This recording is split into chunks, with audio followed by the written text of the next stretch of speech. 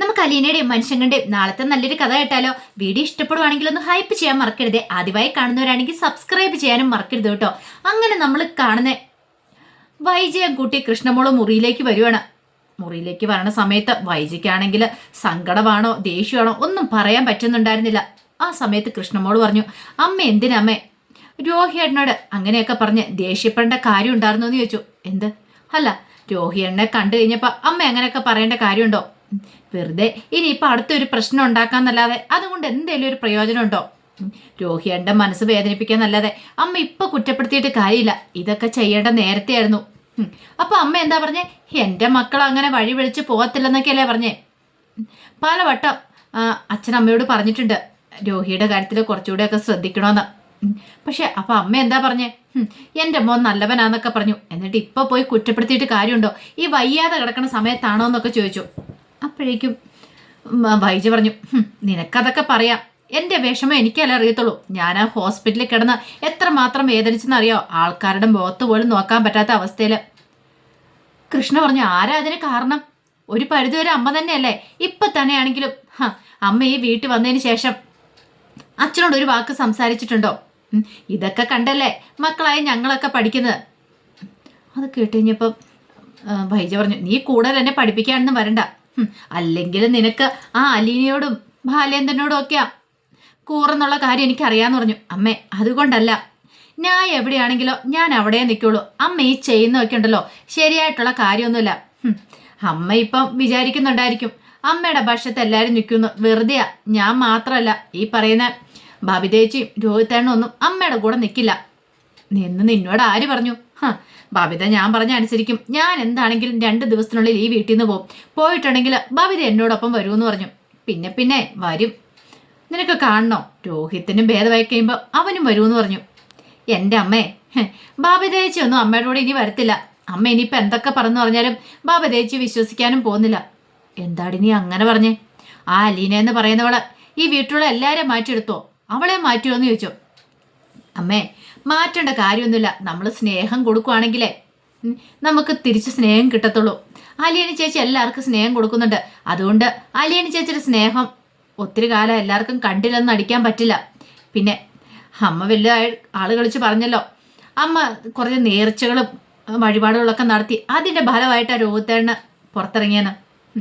അലീന ചേച്ചി ഒരാൾ കാരണമാണ് രോഹിത്തേട്ടൻ പുറത്തിറങ്ങിയത്. അലീന കാരണോ? അതിന് അവൾ എന്താടി ചെയ്ത് ഇതിന് മാത്രം? അവളാണോ പോയി ഇറക്കിക്കൊണ്ടു വന്നേ? എൻ്റെ അമ്മേ, അങ്ങനെ പറയരുത്. ആ ശരണ്യ എന്ന് പറയുന്ന ആ പെൺകുട്ടിയെ കാണാനായിട്ട് അലീന ചേച്ചി ഇടയ്ക്കിടയ്ക്ക് പോകുന്നുണ്ടായിരുന്നു. അവിടെ വെച്ച് എന്തൊക്കെയാണ് സംഭവിച്ചെന്നറിയാവോ?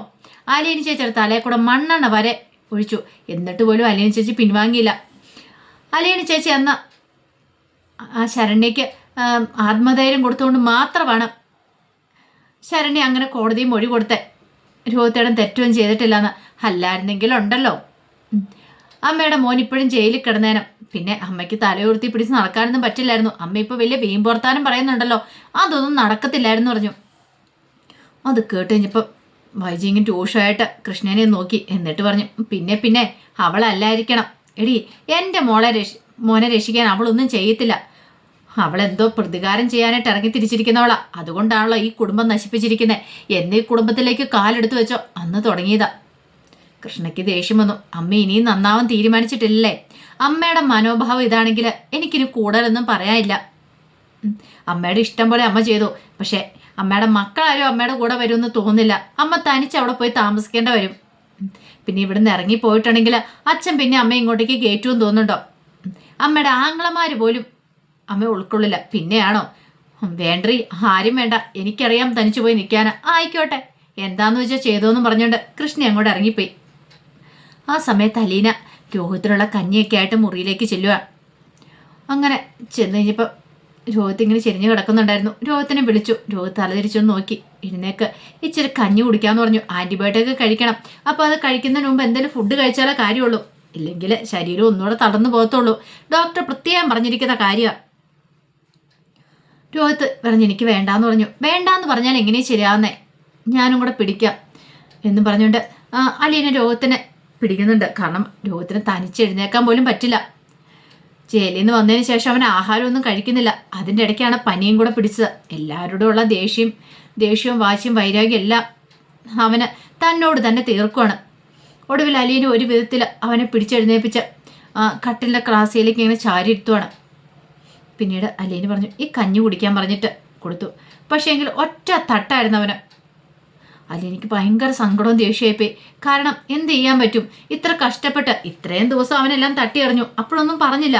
അവൻ എഴുന്നേറ്റ് നടക്കാനുള്ള ആരോഗ്യം ഉണ്ടായിരുന്നു. പക്ഷെ ഇപ്പോഴങ്ങനെയല്ല, അവൻ കിടപ്പ. ഇനി ഈ കിടപ്പ് കിടന്നിട്ടുണ്ടെങ്കിൽ അവൻ ഇനിയും ഹോസ്പിറ്റലിൽ പോയി കിടക്കേണ്ടി വരും. അപ്പോഴേക്കും അലീന പറഞ്ഞു, എന്താ രോഹിത് ഇത്? നീ എന്തിനാ ഇതൊക്കെ തട്ടിക്കളഞ്ഞേ? നിനക്ക് എന്നോടാണോ വാശിയും വൈരാഗ്യം, അതോ അച്ഛനോടാണോ? എന്നോടും അച്ഛനോടുള്ള ദേഷ്യം കൊണ്ടാണോ നീ ഇങ്ങനെയൊക്കെ ചെയ്യുന്നതെന്ന് ചോദിച്ചു. രോഹിത്തൊന്നും മിണ്ടിയില്ല. നിനക്ക് വേണ്ടിയിട്ടല്ലേ ഞാനിതൊക്കെ ഉണ്ടായിക്കൊണ്ട് വന്നേ. നീ ഒന്ന് ചിന്തിച്ചു നോക്കിയേ. വന്നപ്പോൾ തൊട്ട് നീ ഇതെല്ലാം തട്ടി എറിയുന്നതാ. നിനക്ക് വേണ്ടെങ്കിൽ വേണ്ട, എനിക്കിപ്പോൾ എന്ത് ചെയ്യാൻ പറ്റും? എന്നോട് ദേഷ്യപ്പെടേണ്ട കാര്യമില്ല. അതിന് മാത്രം എന്ത് തെറ്റാ ഞാൻ നിന്നോട് ചെയ്തേ? ഞാൻ ഈ വീട്ടിലേക്ക് വന്നതിന് ശേഷം നിനക്ക് ഞാൻ എന്തെങ്കിലും ദ്രോഹം ചെയ്തിട്ടുണ്ടോ? നീ ഒന്ന് ആലോചിച്ച് വയ്ക്കേ. നീയും ഹരിയും കൂടെ എന്നെ ബലാത്കാരമായിട്ട് ഉപദ്രവിക്കാൻ ശ്രമിച്ചു. അന്ന് പോലും ഞാൻ നിന്നെയോ ഹരിയോ കുറ്റപ്പെടുത്തി ഒരിടത്തും ഞാൻ സംസാരിക്കാൻ പോയിട്ടില്ല. അന്ന് വേണമെങ്കിൽ എനിക്ക് പരാതി കൊടുക്കാമായിരുന്നു. ഞാനത് ചെയ്തിട്ടില്ല. എനിക്കറിയാം നീ എൻ്റെ സഹോദരനാണ്, അതുകൊണ്ടാണ് ഞാൻ ചെയ്യാതിരുന്നേ. നിനക്കൊക്കെ വേണ്ടി അന്നും ഇന്നും ഞാൻ ഓരോ കാര്യങ്ങൾ ചെയ്തു തന്നിട്ടുള്ളൂ. പിന്നെ നീ ജയിലിൽ കിടന്ന സമയത്തും ഇവിടെ ആർക്ക് സന്തോഷമൊന്നും ഇല്ലായിരുന്നു.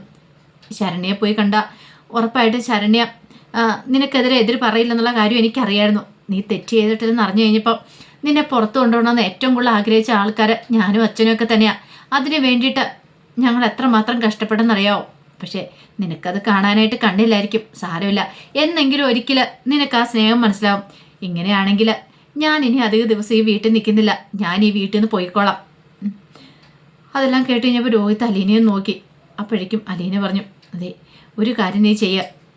ഞാൻ കൊണ്ടുത്തരുന്ന ആഹാരമൊക്കെ നീ പിന്നെ കഴിക്കണ്ട, പക്ഷെ ഇപ്പം കഴിക്കാം. നിന്റെ ആരോഗ്യമൊന്നും മെച്ചപ്പെടുന്നോടം വരെ. ആൻറ്റിബയോട്ടിക്കൊക്കെ എടുക്കുന്നതുകൊണ്ടാണ് ഞാൻ പറഞ്ഞേ. നീ ഇവിടെ കിടന്നിട്ടുണ്ടെങ്കിൽ കിടന്നു പോകും. പിന്നെ ഹോസ്പിറ്റലിൽ കൊണ്ട് ട്രിപ്പ് ഇടണം. അങ്ങനെ കുറേ പ്രശ്നങ്ങളൊക്കെ ഉണ്ടാവും. ഞാൻ പറയുന്നു ഒന്ന് കേൾക്കണം മോനെ. നീ ഈ കഞ്ഞി ഒരു ഇത്തിരിയെങ്കിലും കുടിക്കാൻ പറഞ്ഞു. അങ്ങനെ സ്നേഹത്തോടെ അലീന രോഹത്തിൻ്റെ അടുത്തിരുന്ന് ശാസിച്ച് രോഹത്തിൻ്റെ കയ്യാലേക്ക് ഇങ്ങനെ പിടിച്ച് തലമുടിയിലേക്ക് ഇങ്ങനെ തലോടുവാണ്. ഒരു നിമിഷം രോഹത്തിന് വല്ലാതായിപ്പോയി. എന്ത് ചെയ്യണമെന്നറിയില്ല. കുറച്ചു മുമ്പ് പെറ്റമ്മ വന്നിട്ട് പറഞ്ഞിട്ട് പോയ കാര്യങ്ങളൊക്കെ രോഹത്തിന് മനസ്സിലേക്ക് വന്നു. കുറ്റപ്പെടുത്തി പറഞ്ഞിട്ടാണ് വൈജ പോയത്. ആഹാരം കഴിച്ചോ അങ്ങനെ ഒന്നിനെക്കുറിച്ചൊന്നും ചോദിച്ചു പോലുമില്ല. പക്ഷേങ്കിൽ അലീന അങ്ങനെയല്ല.